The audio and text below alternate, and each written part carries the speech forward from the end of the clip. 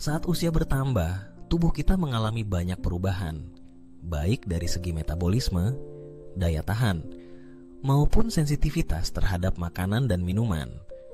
Pola makan yang dulu terasa aman dan sehat saat masih muda bisa saja membawa risiko berbeda ketika usia memasuki kepala 6, 7, atau bahkan 80 tahun. Salah satu hal yang seringkali tidak disadari para lansia dan keluarganya adalah interaksi antara makanan tertentu seperti telur atau daging dengan beberapa jenis minuman yang mungkin kerap dikonsumsi sehari-hari. Tidak sedikit yang menganggap semua minuman itu aman, padahal beberapa di antaranya bisa menyebabkan masalah kesehatan serius jika dikonsumsi bersama telur atau daging. Mari kita bahas 5 minuman berbahaya yang perlu dihindari oleh para lansia jika dikonsumsi bersamaan dengan telur atau daging, beserta alasannya agar kita bisa lebih bijak dalam menjaga kesehatan di usia emas. Pertama, mari kita mulai dengan minuman teh, terutama teh hitam atau teh hijau yang cukup pekat. Teh memang dikenal memiliki manfaat dengan kandungan antioksidan, namun di sisi lain juga memiliki tanin yang cukup tinggi. Tanin ini ternyata dapat berinteraksi dengan protein hewani seperti yang terdapat pada telur dan daging, sehingga menghambat proses penyerapan zat besi maupun protein dalam tubuh. Pada lansia, kebutuhan zat besi sangat penting untuk mencegah anemia atau lemas berkepanjangan. Jika setelah makan telur rebus atau ayam goreng, lalu disusul dengan secangkir teh kental, proses serapan zat besi dapat terhambat, menyebabkan tubuh sulit mendapatkan asupan yang seharusnya didapat dari lauk tersebut. Akumulasi kebiasaan ini, apalagi jika terjadi bertahun-tahun, dapat menyebabkan kekurangan nutrisi yang berujung pada berbagai masalah kesehatan, seperti tubuh lemas, mudah pusing, bahkan risiko jatuh akibat anemia yang parah.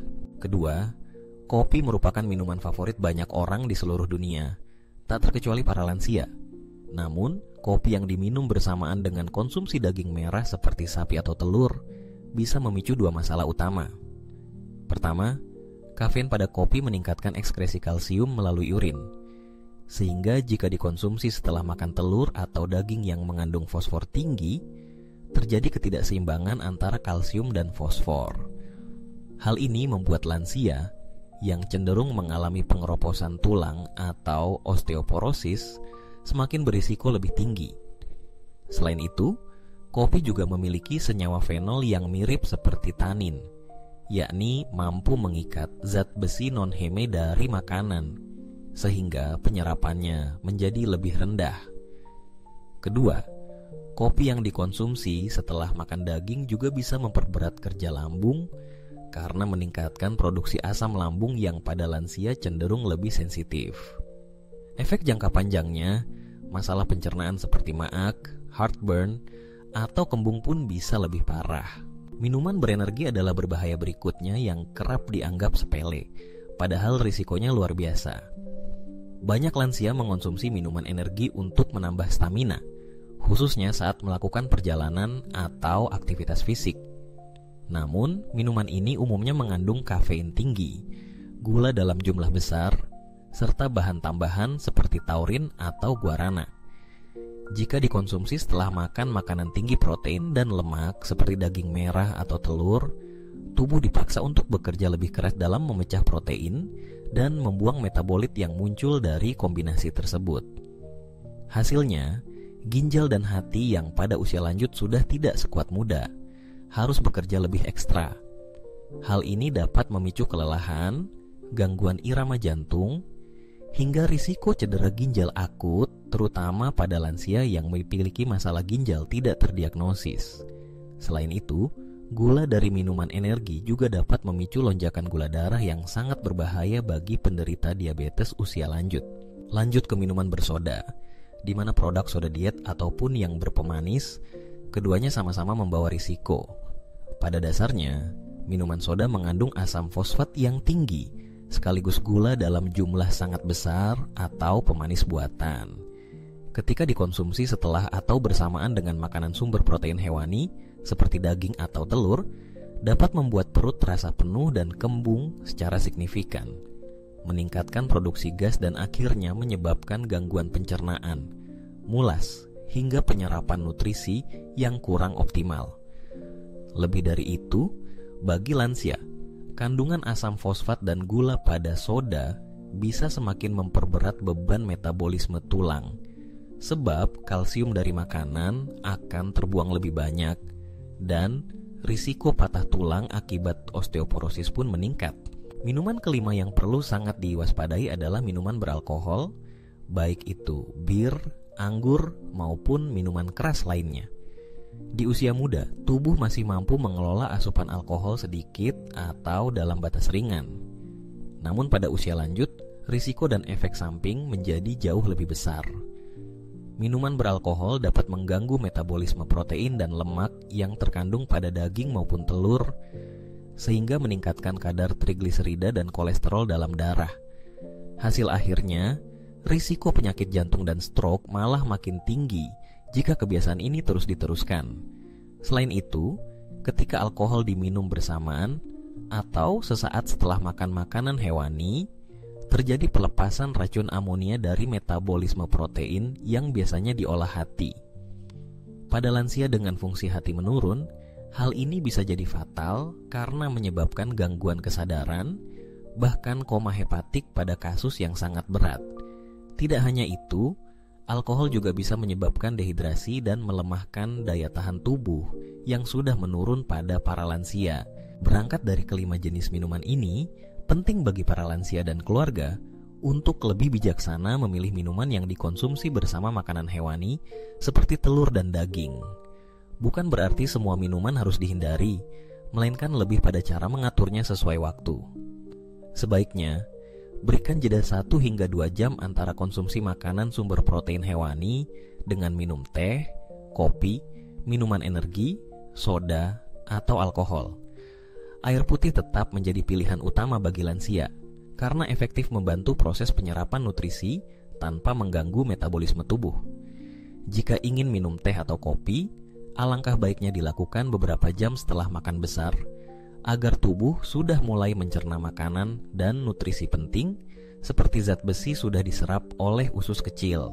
Selain itu, ada baiknya juga memperhatikan apakah lansia memiliki kondisi medis tertentu seperti anemia, penyakit ginjal, diabetes, atau gangguan pencernaan. Bagi lansia dengan anemia, menghindari teh dan kopi saat makan sangat penting agar penyerapan zat besi lebih optimal. Untuk penderita diabetes, menjauhi minuman energi dan soda juga membantu menjaga kestabilan gula darah setelah makan protein hewani. Sedangkan bagi lansia yang punya masalah ginjal, kombinasi makanan berprotein tinggi serta minuman tinggi kafein atau alkohol bisa mempercepat kerusakan ginjal, karena proses ekskresi metabolit amonia dan asam urat jadi jauh lebih berat. Lansia yang mengeluhkan sering lemas, cepat lelah, mudah lupa atau sering pusing bisa jadi mengalami defisiensi nutrisi akibat minuman-minuman ini.